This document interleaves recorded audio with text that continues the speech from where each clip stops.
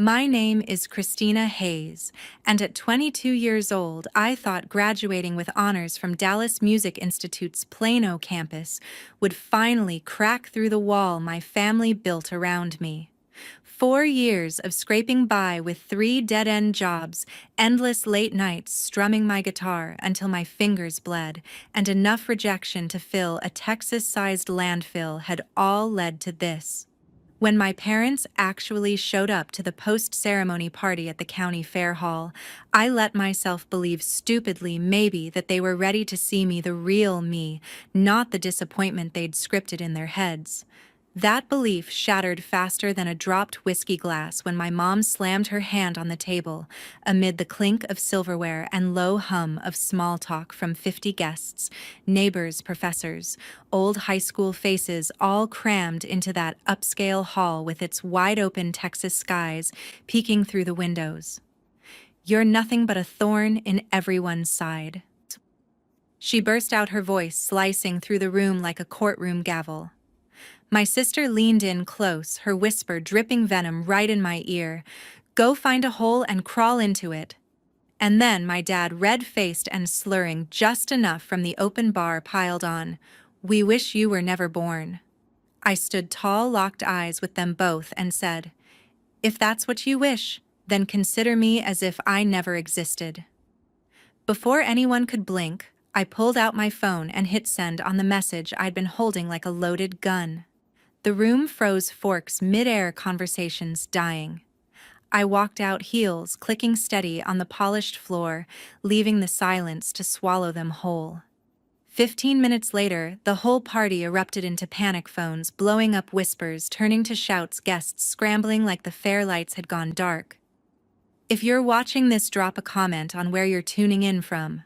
I'm spilling how that thorn they cursed me for became the one that finally drew their blood. That message, it was the match lighting the fuse on everything I'd been building for years. I'd hit send on a single text that fanned out to 3 carefully chosen recipients, like roots digging into dry Texas soil: the HR director at Dallas Methodist Hospital, the disciplinary arm of the State Bar of Texas, and a tip line at the Dallas Morning News that thrived on suburban scandals. Each one carried attachments, digital payloads of proof I'd gathered in shadows starting from the summer I packed my guitar and left the Plano house behind at 18. The HR packet targeted my dad, David Hayes, the meticulous administrator who'd turned Methodist's operations into a machine of precision schedules and zero-tolerance policies. Tucked inside were timestamps, audio files from those forced family gatherings where his voice cracked under bourbon haze, admitting to late-night trysts with a charge nurse in the East Wing supply closet. Slurred confessions of favoritism, barked orders laced with threats that skirted harassment lines enough to trigger an immediate audit in a system where one whisper of impropriety could halt promotions cold. Plano's tight-knit medical circles would amplify it overnight, turning his corner office into a ghost town. Next came the bar submission aimed square at my mom, Linda Hayes, the relentless attorney whose Dallas firm bio boasted Supreme Court briefs and multi-million settlements. The files included redacted court docs with mismatched metadata, emails swapping witness affidavits like poker chips, and a damning chain showing she'd buried a key deposition to swing a property dispute last fall. No blood on the pages, but the kind of procedural sleight of hand that ethics committees devoured, especially when it risked client trust in a state where bar complaints spiked 20% yearly. Aunt Dorothy, Mom's quieter sister teaching finger painting to Plano kindergartners, had forwarded the originals during a coffee meetup, her voice low over the steam. "Use it wisely, kiddo. She's the one who taught us to fight dirty." The news got the montage-spliced clips of holiday roasts where every toast circled back to my brother Brandon, the flawless eldest at 25, Harvard valedictorian, now dissecting cadavers at Johns Hopkins on a fast track to surgeon stardom. Soundbites of Dad's gravelly, "Why can't you measure up?" clashing with Mom's clipped, "He's changing lives, you're chasing noise." Topped with last year's Thanksgiving tirade, Brandon's arm around his polished dental fiancé, while they dissected my latest acoustic set as backyard fiddling. The anonymous drop read, Behind Plano's picture-perfect facade, a family's breaking point. For the first 4 minutes, my phone lay dormant in my palm. As I lingered just beyond the hall's glowing exit, the faint twang of a country cover band drifting out like a bad omen. The Plano night wrapped cool around me, carrying scents of barbecue smoke from lingering fair vendors. Then the deluge hit, a single vibration swelling into a storm. By minute 8, alerts piled like storm debris, 47 notifications in under 30 minutes. Mom's number dominated with 20 furious voicemails, her lawyer tone fracturing into pleas, laced with accusations. Dad's 15 were curt grunts turning to curses, his admin calm shattering as he pieced together the breach. Brandon chipped in 10, his med student poise cracking with demands for explanations, each one ending in a sharp, "Pick up Chris, this is insane." Even Mackenzie squeezed in 2, her texts a mix of emojis and half-sent apologies that read more like panic than regret. The hall's murmur twisted into a frenzy I could feel through the walls, silverware clattering as hands fumbled devices, the open bar line dissolving into huddles. Plano's social web tightened like a noose. In this suburb of sprawling lawns and HOA meetings, word traveled faster than a brush fire. By minute 12, Mom's shriek pierced the doors. "What the hell is this on my email?" Followed by Dad's bellowed, "Get the car now!" Footsteps thundered, guests scattering as the Hayes trio barreled out, Mom's heels skidding on polished oak, Dad's tie askew like a noose, half-tied. Brandon trailed phone aloft, as if it held the cure, barking into it about emergency counsel, while neighbors shot glances loaded with tomorrow's gossip. They didn't pause for Mackenzie, who trailed last, her fair-weather poise crumbling as her screen lit with the ripple effects. The county fair hall, once buzzing with congratulations, emptied like a punctured balloon, professors excusing themselves, politely old classmates snapping discreet photos. I slipped farther into the shadows, the weight lifting not from vengeance but from the simple truth that the thorn they'd dismissed had finally rooted deep enough to choke their garden. The hall's air thickened with the kind of Plano humidity that stuck to skin, but it was the growing buzz that choked the room. At 8:51, a silver-haired professor from the institute broke the ice, his tweed jacket rustling as he tilted his phone screen toward a cluster of alums. "You seeing this bar alert? Hayes, Linda Hayes flagged for review." The name hung like smoke, pulling in nearby tables where deacons and HOA types paused mid-bite, their polite smiles curdling into curiosity. Whispers sparked. "Ethics thing in Plano." 8:55 saw the band's steel guitar waver, the fiddler missing a beat as Mom's device lit up again, her face twisting at the bar's follow-up ping, detailed timestamps on those buried depositions cold and incriminating. She jabbed the screen voice, pitching sharp, "This is sabotage, who's behind it?" Dad hovered his badge glinting under the chandeliers, but his reply died when his own pager joined the assault, HR's memo scrolling board alert on nurse logs. Guests leaned in, a neighbor from our street murmuring, "David, that sounds bad. Plano hospitals don't play with rumors." By 8:58, Brandon's phone thrummed insistently, his med student focus fracturing as Hopkins' emails piled. "Concerns noted from family sources, internship hold." He slammed it down, drawing eyes from across the hall. "This is fallout from Chris' total destruction." Mackenzie, her cheer poise slipping, scrolled frantically, gasping at early Twitter threads from Dallas feeds. "It's spreading, look, Chakar Hayes drama already." The county fair's Wi-Fi groaned, pulling in more screens as alums refreshed their post-grad cheers, souring to side eyes. 9:02 escalated, Dad's COO line, buzzing direct, the voice on speaker tinny and urgent. "Explain the affair, docs, or dawn meetings your last."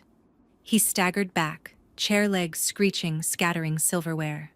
The room's pulse quickened, professors huddling over ethics clauses, deacons quoting scripture under breath. A church lady from Mom's firm circle clucked, "Sins catching up, Plano's too small for secrets." The fiddler faltered outright at 9:07, bow hovering as Mom shoved her chair napkin crumpling underfoot. "Out, everyone, out." Her heels stabbed the floor, but hesitation gripped her at the door, eyes scanning for damage control. Guests surged to devices, now group chats igniting with, "Did you hear about the Hayes blow-up?"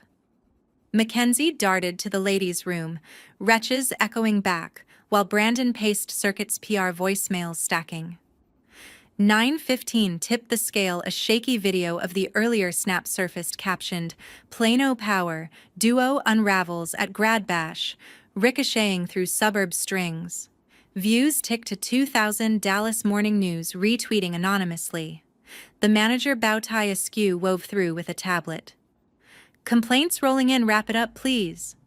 Alums bolted for exits, professors excusing with awkward hugs. The hall's glow dimming as fair lights outside beckoned escape. 9:22 brought the crest. Plano Thorn feud surging to 7,000 impressions, local influencers piling on with suburb royalty falls. Deacons dispersed, murmuring about Sunday sermons. HOA whispers promising block party boycotts. Mom whirled back, once dagger gaze sweeping empty tables. At 9:30, the manager locked the doors behind the stragglers, the band's amps powering down to silence. But the spark had caught the dry Plano brush. The silence outside didn't last. It started 4 years back, the summer I turned 18, and the Plano house felt like a pressure cooker ready to blow.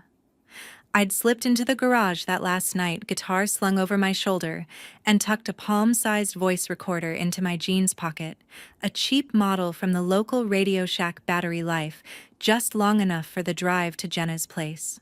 Mom's voice echoed from the kitchen as I left.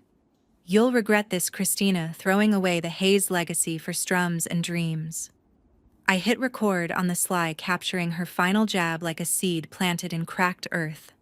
The habit stuck from there, every forced visit home turning into a session. Thanksgiving 2021, I clipped the device under my sweater during Dad's annual toast, his words slurring over turkey, "Brandon's at Hopkins saving futures while you strum shadows." It snagged the undertone the way his eyes flicked to the empty chair where my old report cards used to sit. Birthdays, too, hidden in my purse as Mom dissected my part-time gigs at the fairground coffee cart. $15 an hour for noise, get real. The recorder whirred softly, logging each cut like receipts for a debt I never asked to owe. By sophomore year, I'd leveled up to Dad's study computer, his password, a lazy nod to our old Plano address, easy pickings during a quick visit when he stepped out for his hospital shift. The files unfolded like a bad novel, encrypted folders with nurse schedules overlapping his late nights chat logs with that East Wing colleague laced with emojis and alibis. I copied them to a thumb drive, heart pounding in the dim glow of his dual monitors, the hum of the AC masking my breaths. No heroes in capes, just a kid with a USB and a grudge.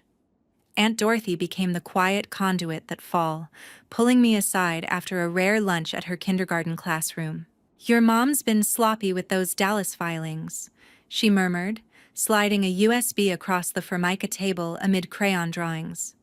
Ethics board whispers I overheard at the Bar Association mixer. The drive held scanned memos, timestamp mismatches on affidavits she'd fudged for a land deal client. Dorothy's eyes, soft behind her glasses, held no judgment. She raised us to win at all costs. Now win back. Cloud storage swallowed it all by junior year. 847 files, tagged and timestamped in an encrypted Dropbox folder I accessed via VPN on Jenna's laptop. No stone unturned voicemails from Brandon gloating over his Harvard acceptance while dismissing my demo tape, Mackenzie's snide texts, mocking my fairground shifts as beggar busking. I pored over them during breaks at the Music Institute, cross-referencing with free legal blogs, learning the lingo of complaints and subpoenas. 6 months ago, I took it live with a consult at a Dallas firm pro bono hour from a junior attorney who'd heard my story at an open mic. "Airtight if timed right," he said, flipping through samples. "HR loves audio, bar eats procedural slips, drop at peak exposure, hit him when eyes are on." And tonight's County Fair Hall, peak Plano exposure, incarnate 50 witnesses from our manicured streets, primed for the gossip circuit that made suburb scandals legend. As I scrolled from the parking lot, shadows, Hotchtar haze, unraveled climbing to 15,000 views, the notifications layered like fallout, mom's firm partners texting pullbacks, dad's board looping in crisis mode. The plan wasn't rage-fueled whim, it was precision forged in the quiet rage of those recordings, now blooming into the kind of publicity that buried legacies under Texas dirt. 72 hours would show the full harvest. Dawn on day 3 broke gray over Plano's rooftops, but the Hayes house already hummed with fallout. At 72 hours post-send, Dad's termination letter arrived via courier, stamped with Methodist's seal, immediate separation due to confirmed conduct violations. The board had moved like lightning in Texas healthcare circles, where one leaked audio could tank stock whispers. His desk phone rang off the hook with vendor cuts. The COO line silent for the first time in decades.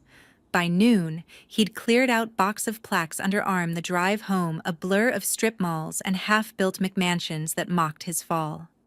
Mom's unraveling hit 48 hours later, the bar's suspension notice emailing at 9 a.m. sharp on day 5, a provisional hold pending hearing citing material misrepresentations in filings. Her firm partners convened virtually by lunch screens flickering with damage assessments, 2 clients pulling 6-figure retainers, a deposition rescheduled under ethics clouds. She paced the kitchen island, coffee cold, firing off counters to her assistant that bounced back undelivered. Plano's legal grapevine churned whispers at the county courthouse, turning heads her way during a routine filing run. Brandon's MedWorld tilted by day 6, Hopkins compliance office forwarding a flagged inquiry, external concerns regarding familial stability internship under review. The rumor mill greased by Dallas feeds painted him in gray strokes, golden boy from tainted stock, leading to a scrubbed elective rotation in orthopedics. He fired off emails to advisors, his Johns Hopkins email signature suddenly feeling like a target, the pressure cooker of residency apps squeezing tighter. Mackenzie's school life cracked open on day 4, the Plano ISD counselor's office, calling her out mid-algebra for a peer concern meeting. Hashtag threads had infiltrated teen group chat, screenshots of the Fair Hall video morphing into memes, Thorn princess strikes. Lockers buzzed with sidelong stares, notes slipped under stall doors reading family freak. By week's end, transfer papers processed to a Frisco charter, her old squad ghosting mid-text, the suburbs youth circuit closing ranks against the stain. Divorce summons landed day 7, mom's filing clerk stamping it in Travis County Court, irreconcilable differences with addendums clawing at joint assets. Legal fees mounted like interest on a bad loan, draining the Vanguard account by $20,000 in retainers alone. Dad countered from a motel off I-635, his response laced with countersuits over the affair logs, turning their shared 401k into battleground. The house teetered into foreclosure whispers by Friday, the HOA president knocking with a clipboard. Overdue assessment scandal, or not dues, don't pause. Savings evaporated under attorney bills, the equity line tapped for hearing prep, leaving the 4-bedroom facade with a for sale shadow looming. Extended kin trickled in with calls that evening, Aunt Dorothy first. Proud of you, Chris. Someone had to shatter that Plano facade. Cousins from Dallas echoed their voicemails, a chorus of long overdue nods. We saw the rot years back. My studio inbox swelled too, James Grant's team routing sympathy queries into audition slots. Your stories pulling strings. Let's channel it. The crumble wasn't spectacle. It was the slow sift of sand from a Texas hourglass, grains falling until the frame stood empty. 1 month later, the sift turned to shatter. The motel room smelled of stale regret. High school hallways in Plano had been Mackenzie's stage long before mine, her cheer uniform a shield against the whispers I drew like flies. Sophomore year, she'd cornered me after a cafeteria open mic, her squad giggling behind pom-poms. Your guitar wail, total embarrassment, stick to shadows, Chris. I'd brushed it off, strumming harder in the band room, but the jabs piled notes in my locker mocking Thorn singer. her Instagram stories splicing my fairground busk clips with clown filters. Jealousy simmered under her perfect grades, and Squad Captain Crown, the little sister who'd begged for lessons until Dad cut funding. Waste of time, he'd said, and she'd echoed it, her eyes sharp as she scrolled my set lists on her phone. 1 month post-fair, that echo turned echo chamber. I'd met her at a neutral Starbucks off Legacy Drive, her transfer to Frisco. Still raw hoodie pulled low over the old Hayes poise. Need to talk family stuff. She fidgeted with her latte voice dropping. The mess. It's everywhere. But I got something. Her phone screen glowed with a fresh recording, my voice from 2 weeks back, venting over burner coffee about the plan's roots. They deserved the drop, every file a payback for years of shade. I'd spilled during a rare check-in, thinking blood thinned but didn't break. She'd shopped it to a Dallas tabloid stringer by dawn, the payout wired $15,000 by noon, enough for her college tuition bump, her texts crowing, finally independent. The deal sealed with a NDA waiver, her signature neat beside the clause, forgiving familial context. The headline dropped 48 hours later. Plano Thorn's hidden sting, grad revenge fueled by sibling fury. Grainy audio snippets laced the piece, my words twisted under screaming caps, the byline splashing across Dallas rags and TikTok thumbnails. Views spiked to 50,000 overnight, Plano moms forwarding with shocked emojis, the suburbs PTA chain igniting debates on teen betrayal gone viral. Aunt Dorothy's call cut through at 7 p.m., her kindergarten voice steady over the line. Saw the rag, it's her Chris. That little snake sold your gut out. The pieces slotted Mackenzie's sudden cash flex on Insta, the tabloid's anonymous source close to the family tag. Betrayal burned clean, no mess, just the cold math of sibling math where survival trumped loyalty. I dialed her direct at 8:15, the ring echoing like a Plano echo chamber. She picked up on 3, breath hitching. Chris, look, it was just college costs. You know, Texas ain't cheap. And after the transfer. Her words tumbled, excuses stacking like unpaid bills. I needed it. You understand struggle, right? The gigs you hated paying off. Struggle. I cut in voice level as a fresh string. You mocked every chord, every busk. Now you cash in on my scars. DNA runs deep in this family. Mackenzie backstabbing's just the Hayes special. She stammered, please, tears cracking through. Please don't cut me. I'm sorry.